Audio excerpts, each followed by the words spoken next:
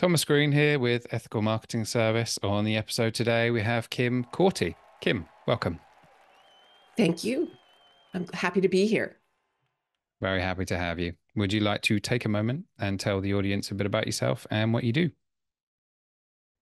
I am insatiably curious and have been that way for a long time, but it just amped up after, some, I guess you would call them life quakes. And I went on a search to find a way to be able to manage my own emotions because they were all over the place. And I have a project management background. And after a divorce, I looked at it as a failed project and said, okay, let's try and figure out how I can keep this from happening to me again. And I couldn't. And the only thing I could change was me. And that's what led to the eventual creation of my book, Yucky Yummy Savory Sweet: Understanding the Flavors of Emotions. Full book title, I might add. And I've also Thank you. never heard the term life quakes but before. I think that's a cool term. And there's a lot to ask you about. So you said that you looked at it like a project management tool, and that the conclusion was that you essentially couldn't stop it from happening again. So this is where the book comes in. So can you elaborate a bit more about how how you go about one to the other, if you see what I mean? How you go from one A to B? So I have a very logical mind. I like to think, right, that I like processes and procedures. And in my business consulting world, that was what I did. And I read a book called How Emotions Are Made: The Secret Life of the Brain. That was eye-opening because I learned that the brain has a process. It has procedures that it uses to create our world. And when I say create our world, what we see, what we hear, what we smell, all of these things are predictions of the brain. Our eyes are just vehicles to receive the signals, and then we get the interpretation of it from our brain. And I think everybody's seen something and mistook it and then said, "Oh, wait, that's not Joe. That's some stranger. You at first you thought it was someone you knew." And this is a Just prediction hope that you error don't that, wave first. yeah, or go up or don't pay attention, right? And say, "Ooh, Joe's not with his wife. Um, ooh, Joe is cheating on Sally because he's got his arm around her." And you didn't take a second look and see that it really wasn't Joe. So these are called prediction errors, and we do it all the time and don't think about it. But the thing is that our feelings, the system that we have for feelings, is also a sensory system. And our brain does the exact same thing with our feelings. It predicts. And so, guess what? It can get them wrong. And when I understood that, I was like, that's amazing. So, how can I get better? How can I get better at my predictions? And that's the crux of the book. It is fascinating and a really interesting example that you gave. In terms of the prediction that your brain is making for an emotion, can you give an example of that, what that might be? First, let's talk about what is an emotion versus feeling. An emotion is literally a chemical signal that is delivered from the brain to the body. And Candace Pert famously named it molecules of emotion, these peptides that get released from neurons that I call our little chefs. And so our neurons are using our past experiences, our body, rather, our brain is using past experiences, these memories that we've created as little recipes. So it can know how to respond to situations. Well, they're getting information that is from the outside world and the inside world. So sometimes we have these chemical reactions to low blood sugar or to a racing heart. So the we have various levels of blood sugar, or our heart is beating all the time and we don't notice it. But when it's low, or when your heart is racing too fast, we notice it. And so these are the product of these molecules of emotions, these signals that the brain is sending from the brain to the body. So emotions are the signal, but the feeling is when we connect to it. And that's the distinction. So we can have an emotion and push it down and not connect to it. So we can ignore it or not really know what it is. And then we've got, so that's what we call homeostatic, to keep you alive. Because, right, if our heart kept racing, we could have a heart attack. So that's a sign, like, slow down. The other emotions are the ones that we're more familiar with, like love and anger and hate. So we could get confused, these feelings in our stomach, these feelings in our body, is that anger, or is that an upset stomach? Or is that the flu coming on? Or is it, I really need food? So that distinction, I think, is really important. And now I've lost the thought that before that I wanted to create the distinction for. Well, I'm Um, going to jump in and derail you even yes. more then, because Okay, you good. mentioned something about being confused about different types of emotions, how human beings can do that. And I've Yes. noticed lately how anxiety and hunger feel so similar to each other. Yeah. They're Mhm. almost they're almost quite difficult to differentiate. And it just popped out of me as a thing that you said about the fact that actually we actually don't know. We can be confused about these things. And do you come to a conclusion about how you can label them adequately? Yes, I do. And it really is an act of consciousness, right? So I like to say that perceptions are the ingredients of our emotions. So what's going on the outside world and the inside world. So if you think about it, if the brain is using our past experiences for everything, I know the color red because I learned way, way long time ago what red is. And then I started to learn as I got my crayons all the different kinds of red, right? Like that's how I learned uh part like the different variations of red. We don't learn to connect to our system that tells us. So we've got these ingredients that make up these memories. These memories are used to predict our feelings, and they're also used to predict our thoughts. But in these memories are our feelings. And so if we can get better at distinguishing those situations. So when you've got this feeling and you don't know if you're anxious, and you don't know if you are hungry, look around at what's going on. Like, is there a situation that's really creating anxiousness? Or just sit with your body for a second and just think, like, what am I feeling? And if you're not sure, take a bite of food and notice if the feeling changes. And I'm not saying to soothe your anxiety with food. I'm saying to notice if that anxiety is really just hunger. And there was an awesome video of this little girl who her dad took it of her. She was crying and she didn't know why. And he said, "Oh, are you sad?" And he goes, "Why are you sad?" And she's just like, "Oh, I don't know." And then she just stopped for a second and said, "I think I'm going to get something to eat and watch my favorite TV show." So she did, and she was fine. So that state of being was solved with food, but she might have labeled it as, "I just solved my sadness with food." So this is why some of us, you know, comfort eat, because we've associated that. So it's learning to kind of just sit with your body and listen to it, because that's what emotions are, whether it's you're hungry or anxious, whether it's you're in love or feeling, just passionate about someone. There's a lot of difference between, feeling horny someone and feeling, love.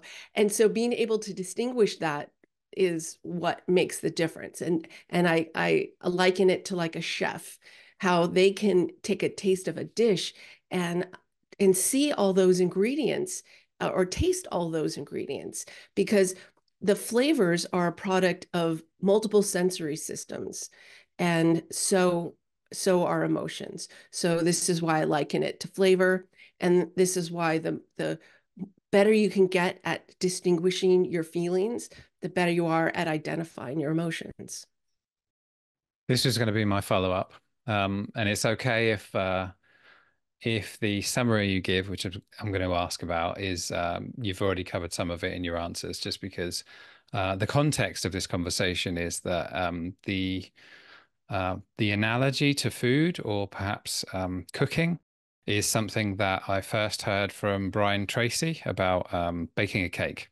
So he's essentially said that the cake is like this success that people want, and other people have baked a cake, and all you need to do is follow the steps and add the right ingredients in order to get the cake, which is essentially that person's form of success. And then as soon as I saw your analogy to emotions, I thought there has to be something there and something quite profound. So would you mind giving a summary of your chefs and your ingredients so that people can sort of understand it? Yes. And I like what Brian Tracy was saying. It's like, hey, there's a recipe, follow it, right? Yeah. And I'm gonna start from the beginning. And that's when we're little. And so Okay.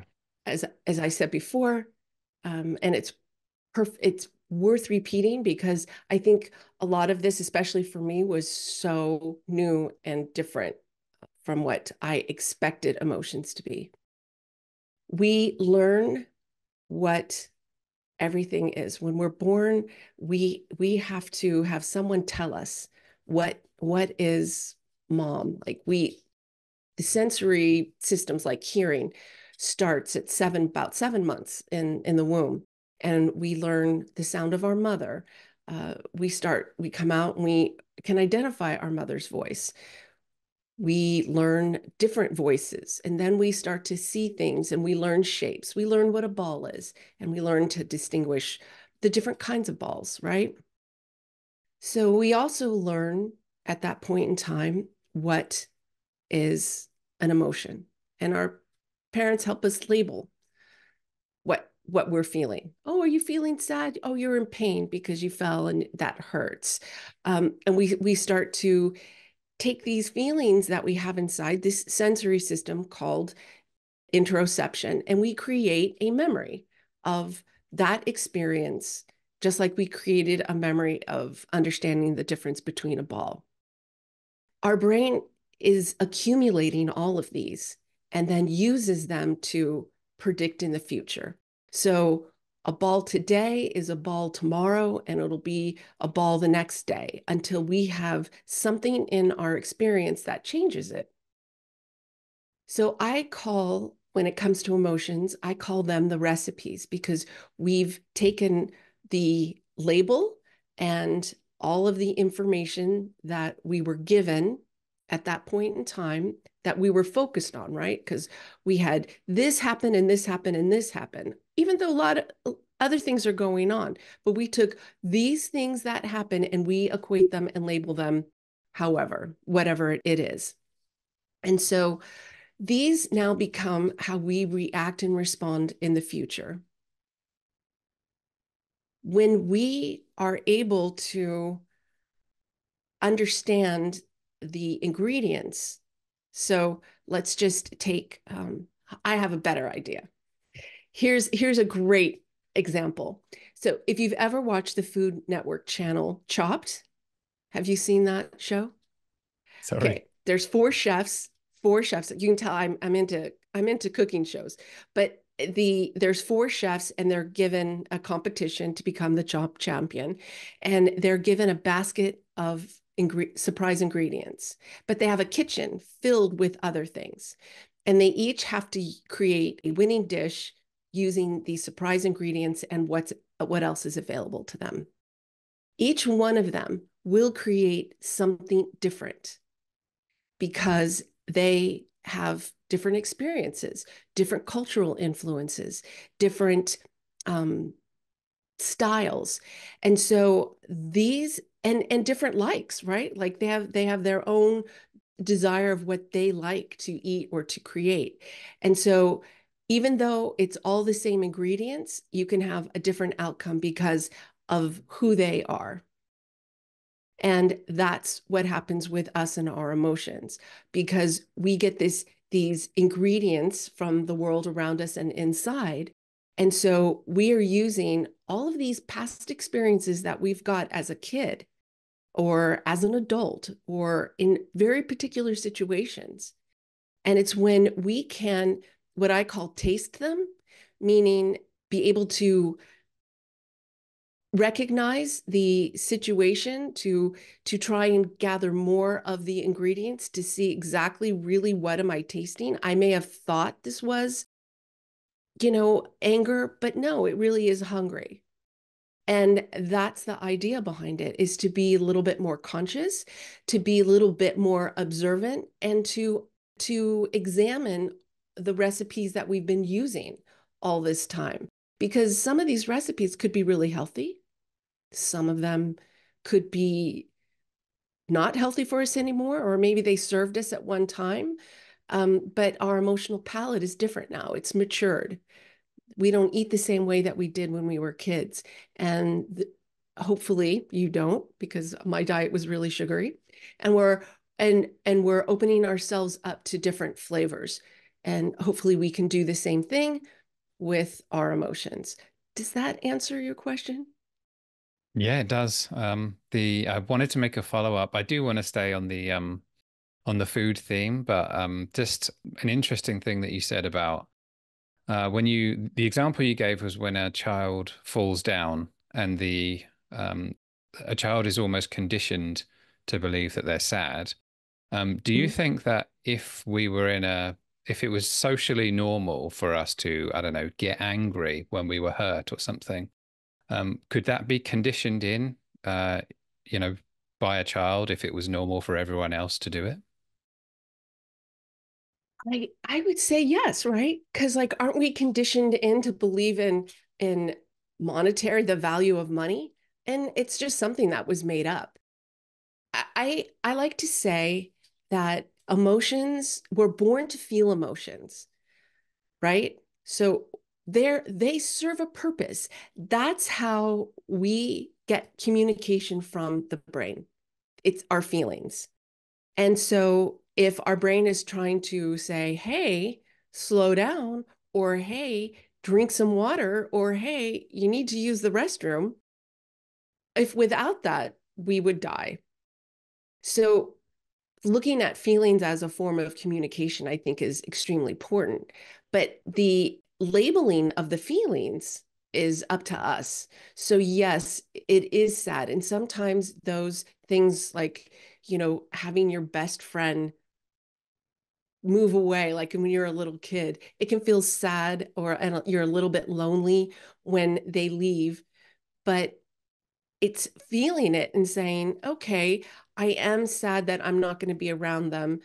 And I'm also going to have an opportunity to find new friends and to learn to take that feeling and do something with it, and or just feel it and then let it go. But sometimes we would have other feelings, like in a situation, like mistaking a situation, not getting enough information in a situation, like that Joe situation. You could be angry or you could be disappointed in Joe when the whole time it wasn't Joe. And you're going to carry that with you. So that's why I'm saying to be a little bit more curious about your emotions. Often we fear them. It's very common. And especially if we've learned to push them down and not feel them, it's because it's a habit. It's been modeled to us, or we just we just did that because feelings were misunderstood. I don't get them. I'm afraid of them. But if we can get curious about them or even a little bit more cautious, then we will have an opportunity to examine it and find out most of the times the things that we're afraid of, are made up in our head and aren't actually true the majority of the time. So, um, I don't know if that answered your question because sometimes I go off on tangents. Yeah, it's fine. Tangents are good on a podcast. I got a few different questions that I want to ask you. I guess that I'll go with the first one that popped into my head, which is now that you've sort of given this a lot of thought and you know what the ideal might look like, have you got a recent example of how you have been curious about an emotion and it's completely changed for you? Um, I practice it so much that like it's a habit. Um, this is probably TMI, but I'm a lady of a certain age and I 61 to be must exact. confess, I don't know what TMI means. Too much information. Oh, okay. Go Yeah. for it. And yeah, and this is real life for a lot of women. And I was I take bioidentical hormone supplementation to help because hey, hormones impact your emotions.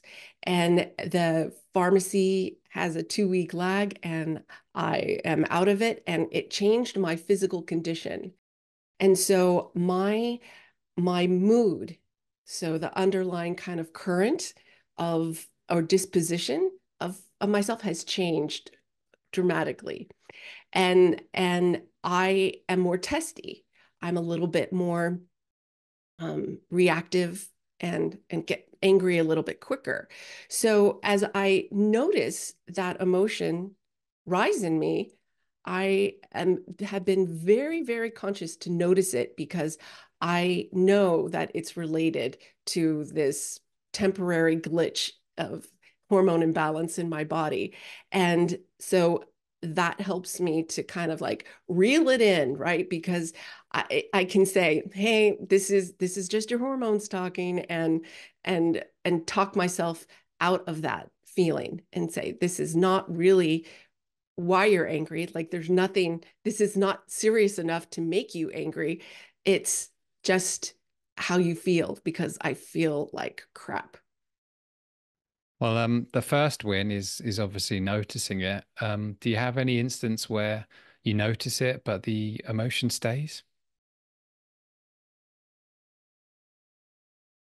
For me, well, boy, you know what? I practice what I preach quite a bit. And if it stays, it's just because I need to sit with it. But I can't remember now having something that stays, like if you don't like somebody, that stays with you. Like it's kind of, I mean that's just how you feel about them. But like not just my disposition towards someone, but like a staying angry for like a really long period of time. I can't think of I can't think of it other than just, you know, um, the body doesn't feel good. Well, yeah, my So it one of my impacts me. questions was going to be, do you think that there are any emotions that are actually true? But Oh, yes. perhaps that's one way of knowing is that if it's persistent, then it might be justifiable to feel that way. Would you say that's fair? Oh, of course. Yes. So it's not that feelings aren't true. It's the fact that they aren't always. So, and understanding that, like I said, feelings like hunger are true. Feelings like thirst are true. Feelings like love are true. But it's what needs to happen for you to feel love. We know what needs to happen for us to feel hunger. We know what happens for us to feel thirst. But what has to happen? What are the ingredients of these other emotions? And I will tell you that for me, for sure, has changed. I was married. The one thing that really changed me was a divorce. Yeah, I lost my two businesses, my husband, a good friend that he left me for. She was someone that I loved, and she worked for us. And I was devastated, and that is what catapulted me onto this. And it got me looking at why did I choose this person? what has to happen for me to feel love? And it gave me the opportunity to really define for me what I need, for what I don't need, what I want, what I don't want. And when we have that ability to observe the ingredients that that we need, that's when we start to see them. It's like when Teslas first came out. I always tell this story because it's true. My husband and I went to test drive one.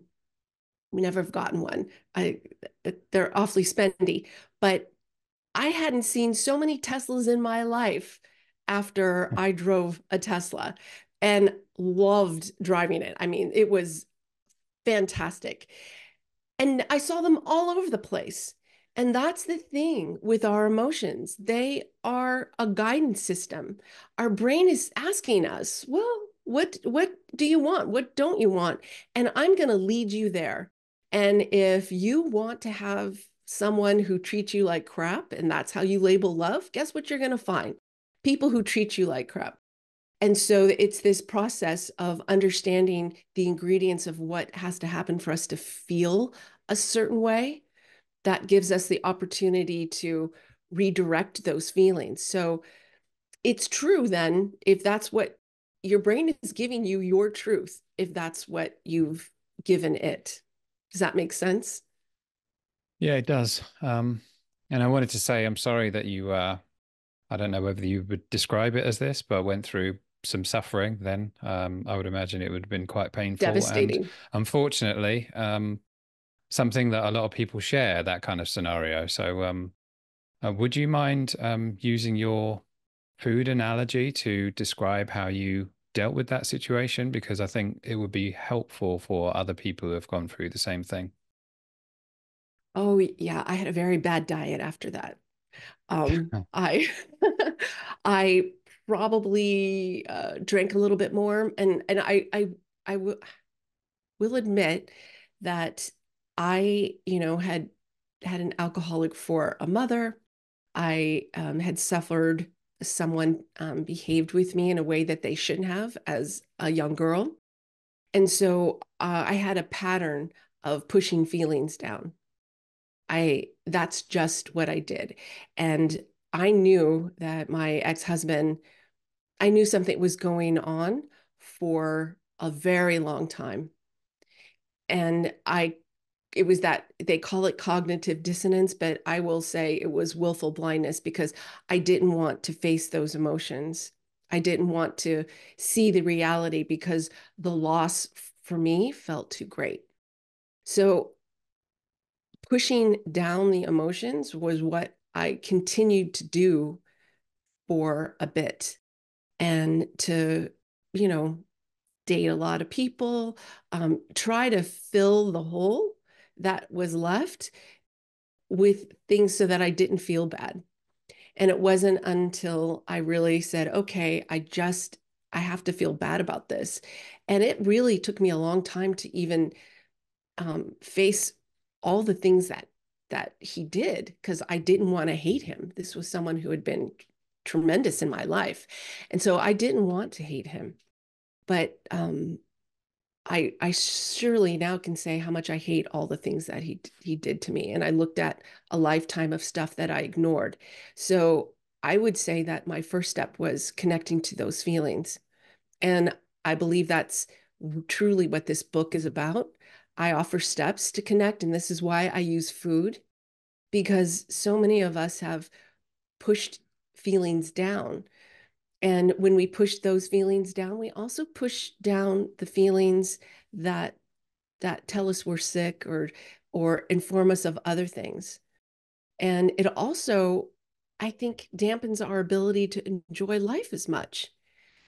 And so if you can learn to taste your feelings, if you can learn to connect to them again, it's so life-changing. And that's what changed my life was connecting to them again, redefining situations, redefining my relationship with people even, and seeing them through a different glass. Because if I have my recipes for whatever, emotion. They have their own.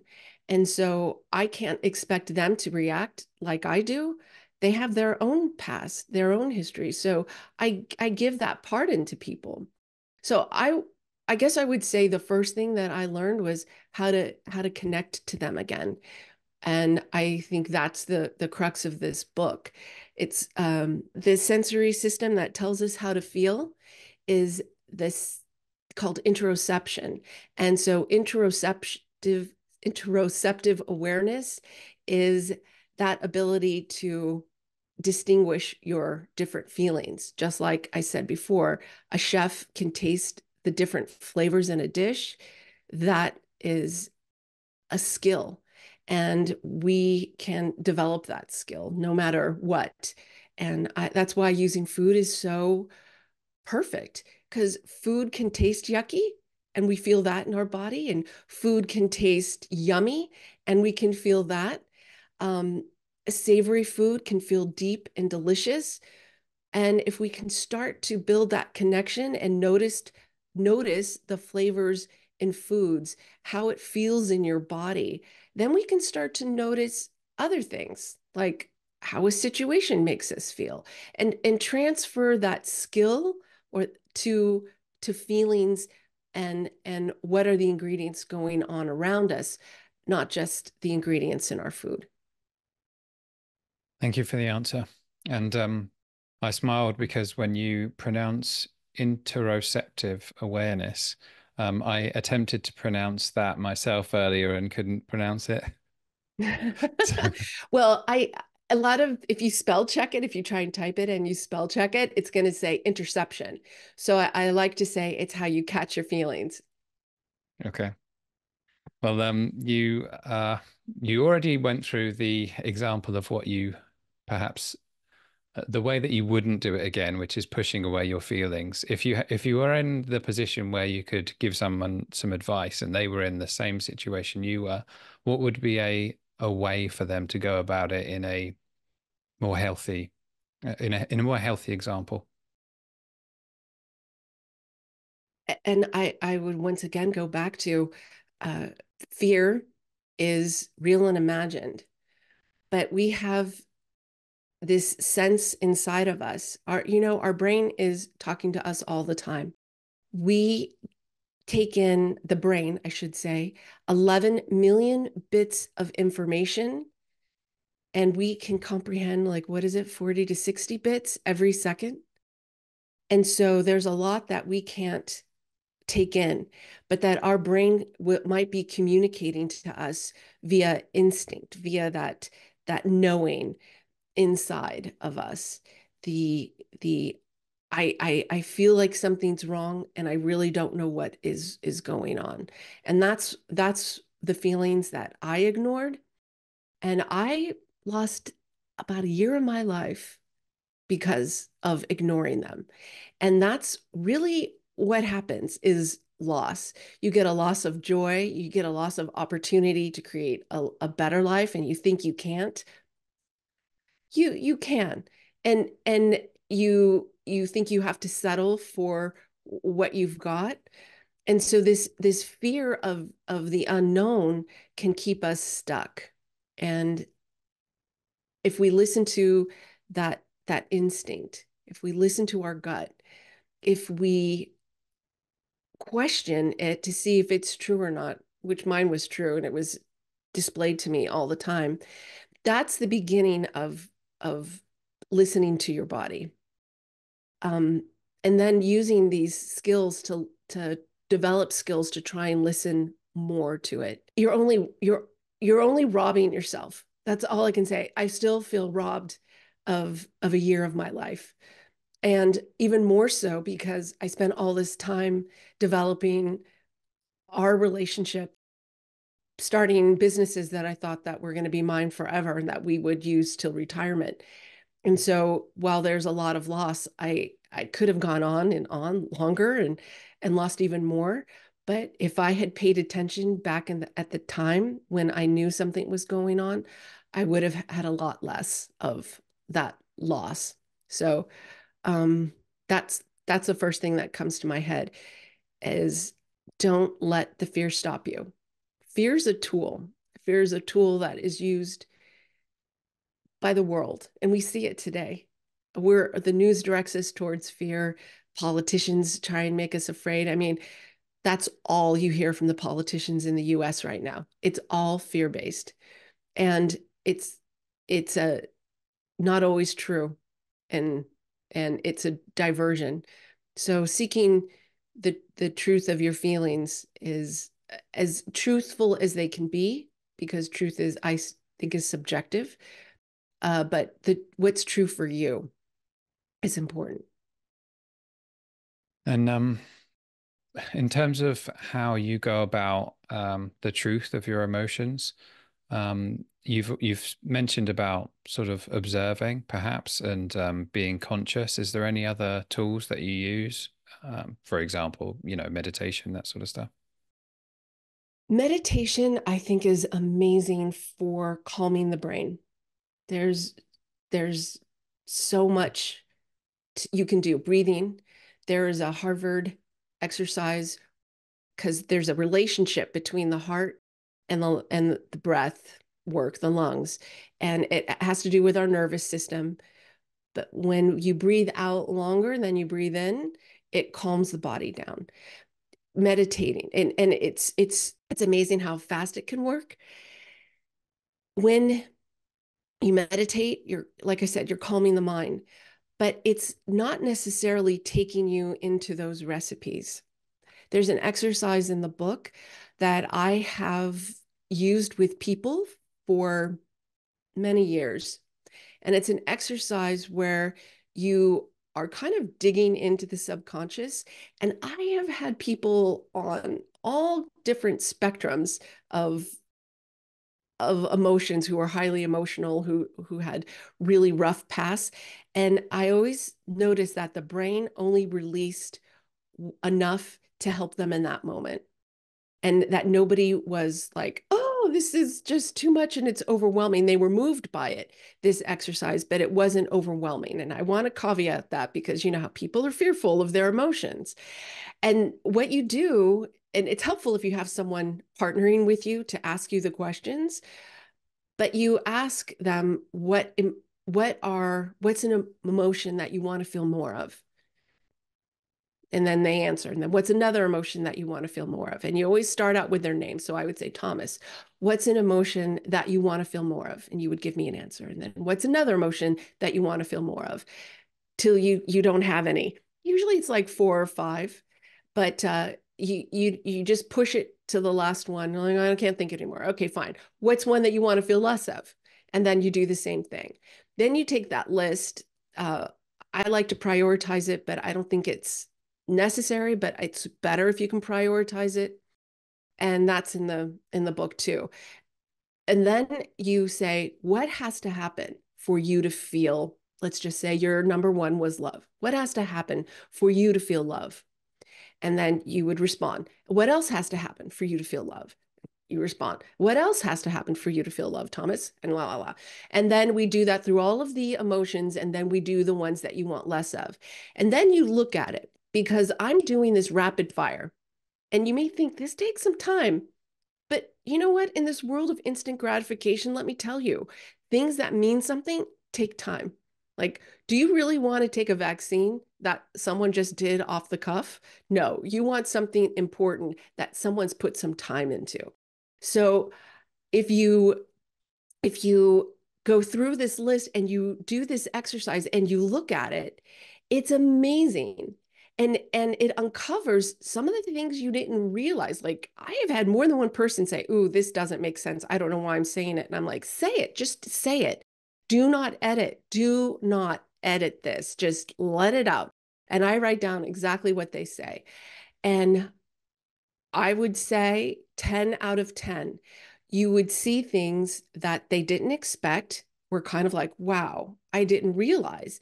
And how much the actions that they didn't, like, for the emotions that they didn't want to experience, like what needed to happen for those quote unquote negative, were impacting them or keeping them from feeling the emotions that they wanted to feel more of.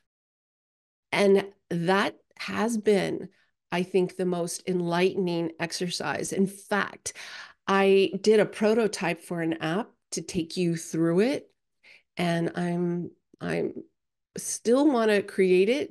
It's just, you know how that goes. But I Apps take have a long the, time.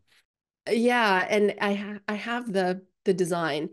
And one day hopefully I have it, and then that way you can do it, for yourself and store it and see over time how it changes, because at any given time you could go through that same what has to happen for you to feel love, and your brain might release more. So to me, for me, like for me personally, and for those that I have completed this exercise, it's pretty revealing, and it gives people some tools, because what happens now? They're like, they're aware, because otherwise these are all unconscious acts. And so now they're aware, and they can say, oh yeah, um, I want, this is going on. It isn't love, it's something else. Or yes, this, whatever emotion I didn't want to feel.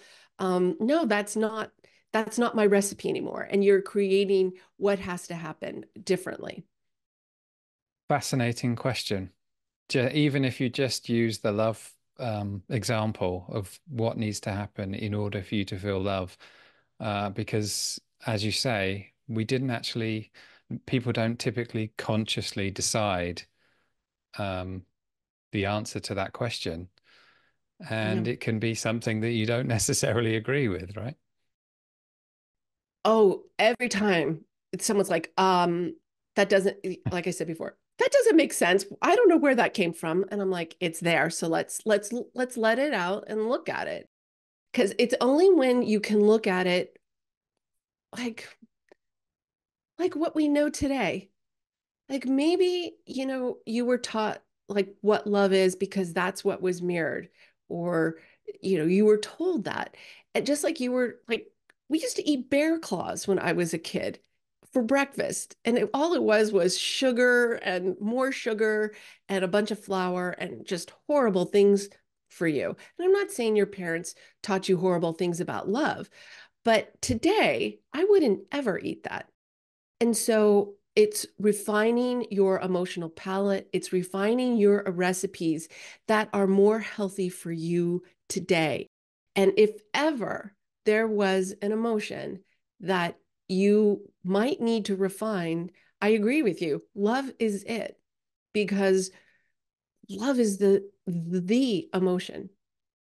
It is the most motivating.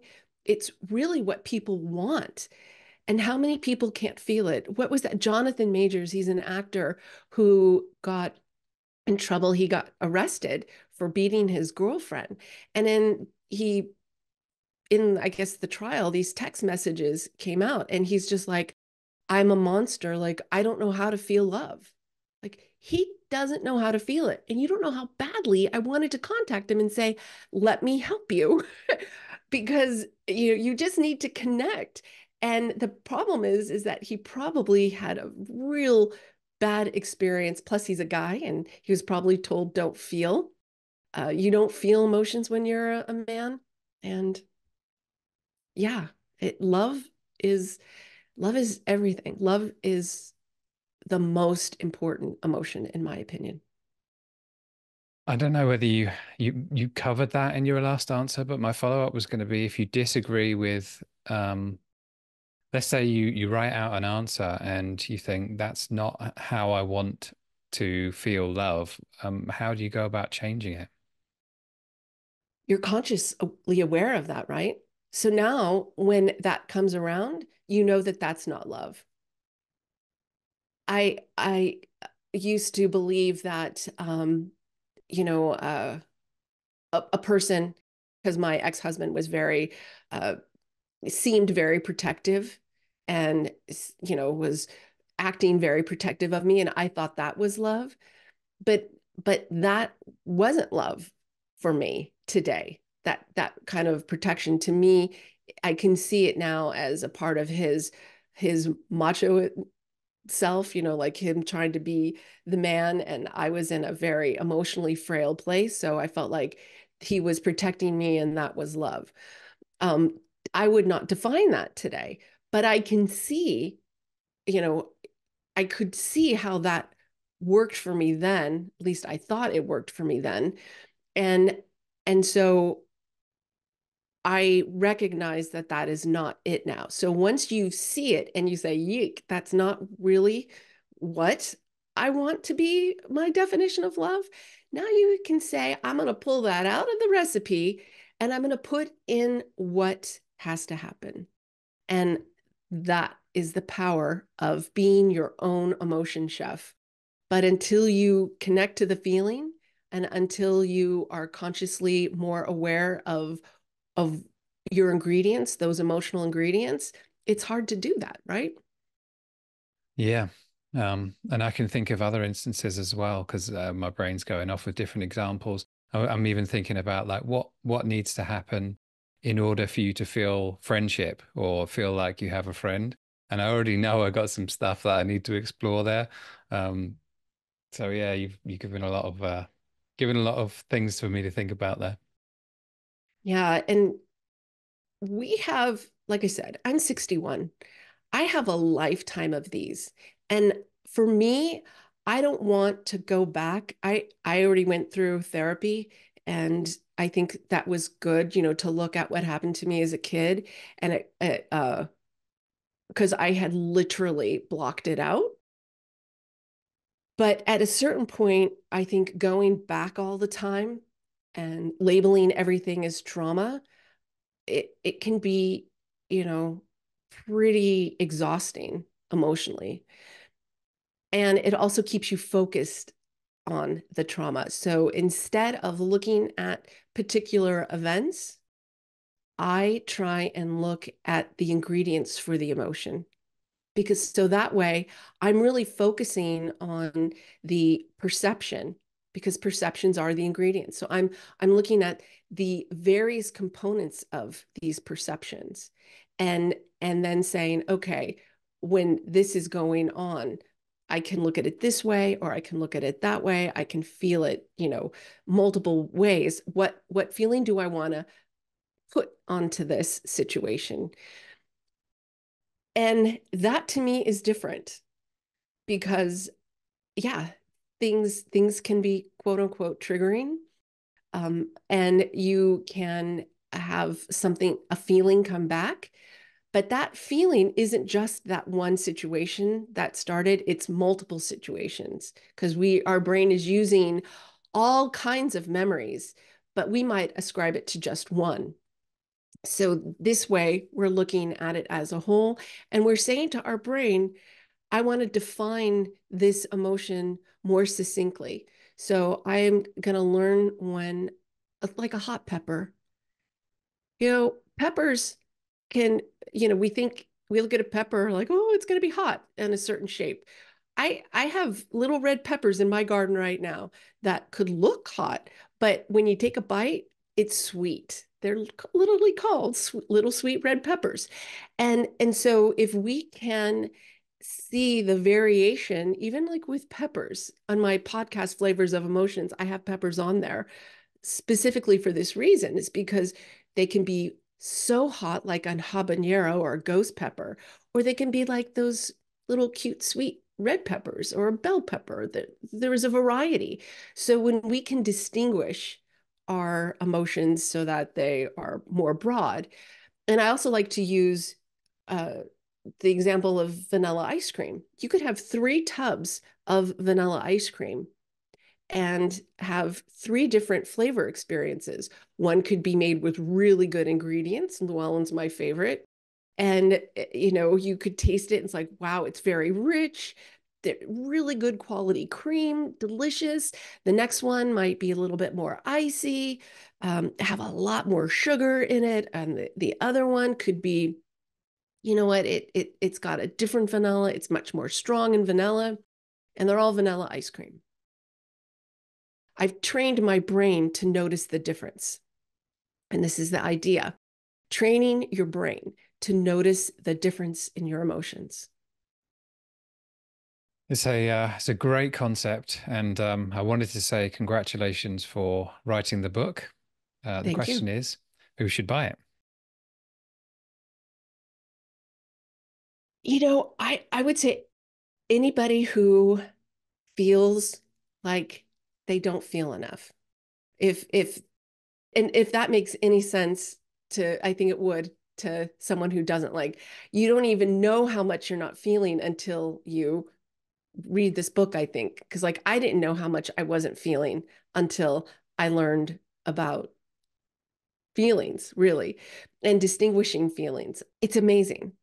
So I think that if you're dealing with mental health issues, if you're dealing with um, feeling overwhelmed, if you feel like you don't feel like you push things down, like that Jonathan Majors, like I don't know how to feel.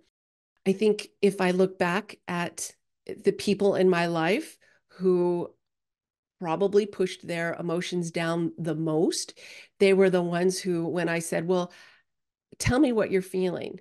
How do you feel? And they would respond, I don't know how I feel. That's kind of a clue. And if you talk to them later or you try and talk to them about it and they can't, that's kind of a clue too.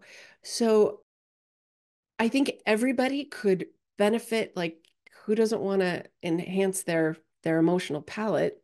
I mean, I would want to now, but definitely for people who don't know how to feel, who can't really connect to their feelings, who have communication troubles, who can't communicate to others because they can't communicate with themselves.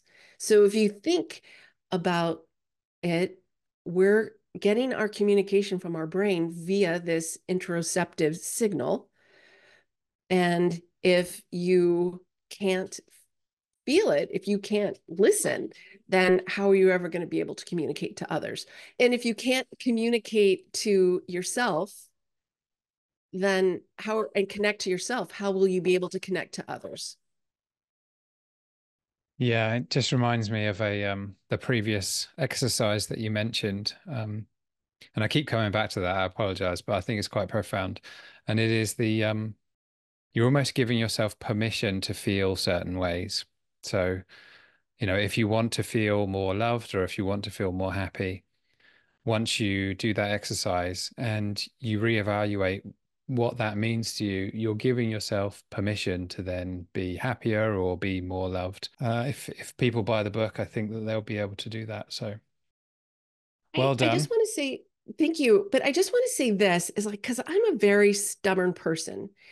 And admittedly, right? Like I've worked on it for a long time. It's really truly a part of my personality. And I accept that. There's a difference between personality and trying to work with the pros and cons of your personality. But I think about I don't want other people directing my life. I don't want someone to tell me how to feel. I like this discovery process of creating how I want to feel.